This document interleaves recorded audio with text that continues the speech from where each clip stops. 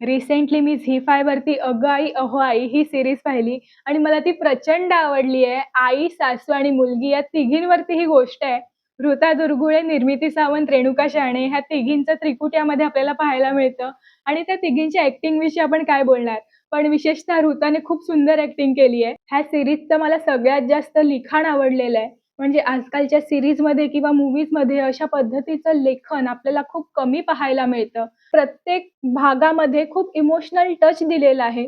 अति दुःख नाही, अति आनंद नाही, पण गोष्ट इतकी स्मूथली नेली आहे, पण आपल्या हृदयाला ती खूप कुठेतरी टच करून जाते आणि आपल्या डोळ्यात आपोआप पाणी येतं. म्हणजे खूप दुःख होऊन डोळ्यात पाणी येणं वेगळं, खूप आनंद होऊन आनंदाश्रू येणं वेगळं.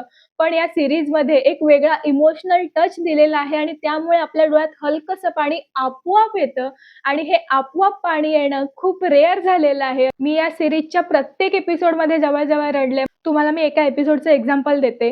ऋताचं रिसेंटली लग्न झालेलं असतं आणि तिच्या सासरच्या गावाकडच्या घरी तिची पूजा असते आणि तेव्हा नेमके तिला पिरियड्स येतात आणि ते पिरियड्स आलेले तिच्या सासूबाईंना कसं सांगायचं, ते तिच्या आईशी तिचे डिस्कशन चालू असतं आणि नंतर मग ते तिची सासूबाई ती सिच्युएशन कशी हँडल करते, ते बघताना मला खूप डोळ्यात पाणी आलं. मी हे एका एपिसोडचं एक्झाम्पल दिलं, पण प्रत्येक एपिसोडमध्ये असा काही इमोशनल टच दिलेला आहे ना, की आपल्याला ते खूप रिलेट होतात.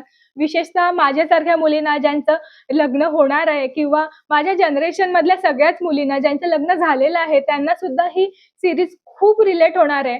कारण सासूबाई आणि आई ह्यांच्यामधल्या गोंधळामध्ये काय होतं ते आपल्याला माहीत असतं.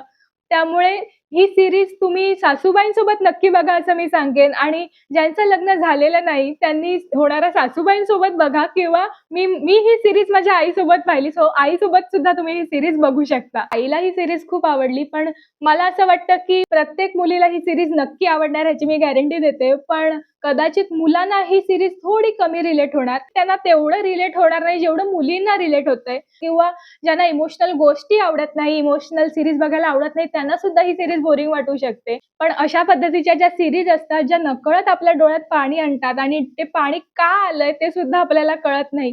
हा जो जॉनर आहे तो मला खूप आवडतो आणि म्हणून या सीरीजला माझ्याकडून 10 ऑन 10 आहेत.